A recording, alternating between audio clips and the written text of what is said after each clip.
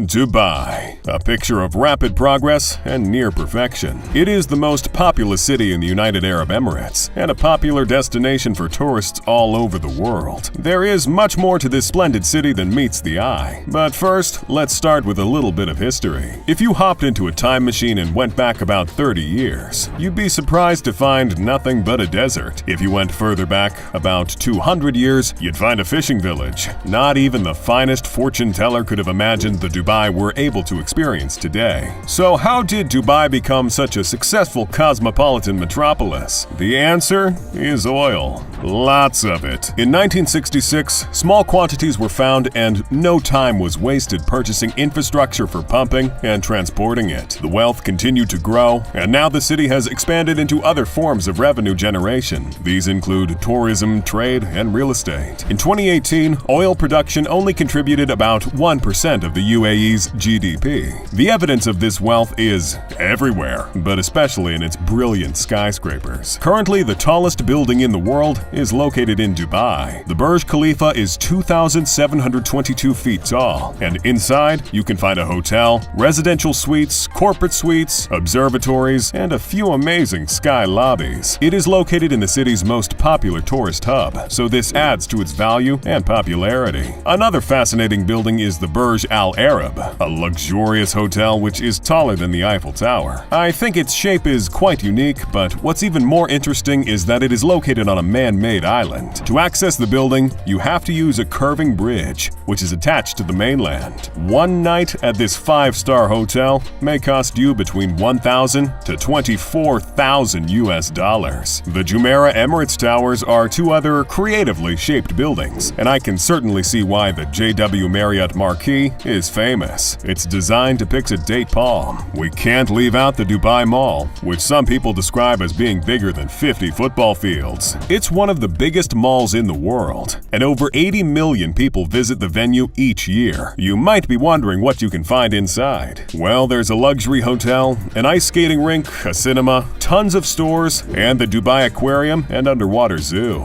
I can actually have some fun while shopping with my wife. While she spends hours looking at shoes, I could be chilling with dolphins. Anyway, I think my ultimate favorite is the Atlantis Hotel at Palm Jumeirah. It strikes me as mythical and mysterious while still maintaining its uniquely Arabic style. It's even better on the inside. There's an aquarium with thousands of marine animals, a lagoon with friendly dolphins, and many restaurants, bars, boutiques, and a spa. The next time I go to Dubai, I'm staying there for sure. We can't talk about Dubai without mentioning its billion-dollar man-made islands. Most of these islands were constructed with sand from coastal waters. The Palm Jumeirah is known for being the world's largest artificial archipelago. Like the name indicates, it's shaped like a palm tree. The crescent which surrounds it acts as a breakwater structure. On this island, you can find luxury villas, hotels, and resorts. The most famous building on the island is the Atlantis Hotel, which I mentioned a little while ago. Right now, over 10,000 people live on the Palm Jumeirah. The world islands are particularly fascinating because they mimic the world map. There are 7 sets of islands, and they represent the continents of the world. The concept for its creation was revealed in 2003 by Sheikh Mohammed bin Rashid Al Maktoum, the ruler of Dubai. Initially, the idea was to construct hotels and luxury homes which would be enjoyed by the very wealthy. I'm sure you won't be too happy to hear this, but unfortunately, some of these islands are sinking. This is because the sand used to build them is slowly falling back into the sea. This hasn't stopped developers from building more artificial islands. The Palm Jebel Ali is another man-made island, shaped like a palm, but right now it's still under construction. The Dira Islands are also in their early phases. The idea was to construct another palm. They sure do love palms, huh? But that's on pause for now. Blue Waters Island is also sure to blow your mind, with its hotels, shopping and entertainment venues, and residential buildings. It is most famous for having the world's tallest observation wheel, Ain Dubai, or in English, Dubai Eye. From a pod in this Ferris wheel, one is able to enjoy the stunning views of Dubai. Bugatti Veyron, Ferrari FF, Lamborghini Aventador, and more. If you think these are the neatest looking police cars ever, just wait until you hear about the police force. The police force of Dubai prioritizes the safety of residents and tourists. They are also known for being super friendly. On my last trip there, I actually called them to ask if I could take some pictures with their cars, and they agreed. But I'll show you that picture another time. The cars blew my mind, but do you know what else did? The force aspires to be 25% robotic by the year 2030. Yes, you heard me correctly. Robot policemen. I'm eager to see how this turns out. Either way, I don't think these robots will have much work to do, as Dubai has one of the world's lowest violent crime rates. In 2019, it was actually ranked as the 7th safest city in the world. Other crimes do occur, but they are not as common. While Dubai may be considered to be progressive in comparison to other countries in the region, there are still some things you and I cannot get away with. For one, it is illegal to import pork products or any material that can be considered pornographic. There is also zero tolerance for any drug-related offenses. If a person only possesses a very tiny amount of an illegal drug, they may actually face a 3-month prison term. Alcohol is only allowed at home or in licensed venues. Nevertheless, it is illegal to be under the influence of alcohol in public. The population of Dubai is just about 3.5 million. The government hopes to increase this by over 2 million by 2040 as expansion and development continue. It comes as no surprise that most people who live in Dubai were not born there. The city is heavily dependent on foreign labor. Many migrant workers were needed to work on construction projects or in-service jobs. In fact, immigrants began to move there in the 1970s. 2.5 million residents of Dubai are actually from India and from Pakistan. There are also quite a few people from Bangladesh, Iran, and the Philippines. Dubai's official religion is Islam, and this is designated in the constitution.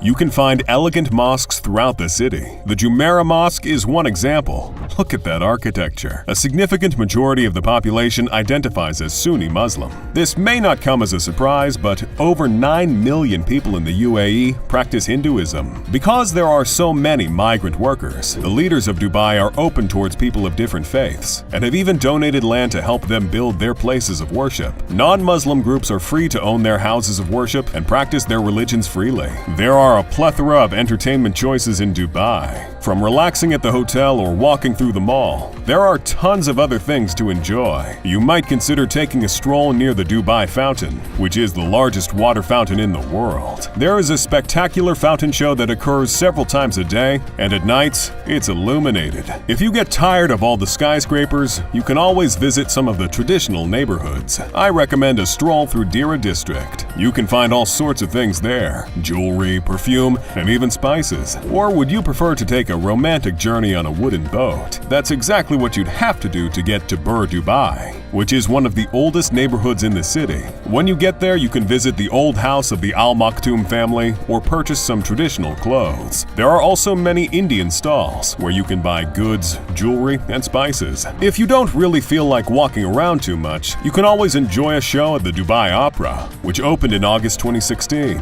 There are a variety of sports to choose from, and these include football, rugby, yacht and motor racing, tennis, golf, and polo. The one I found the most interesting is camel racing. A long time ago, these races only happened during special occasions, like weddings. After a while, it became an outdated tradition. However, the leaders of Dubai worked hard to revive it. They were successful, and now hundreds of camels regularly participate in races, mostly between October and April. The winning camel's owner receives a generous cash prize. The event attracts large crowds, and if you get the opportunity to attend someday, you may even get to take pictures with the camels. I think they really love this sport, because even the Crown Prince of Dubai, Sheikh Hamdan bin Mohammed bin Rashid Al Maktoum, or Fazza, seems to be a big fan as well. How big of a fan, you ask? Well, he once purchased a camel for $2.7 million.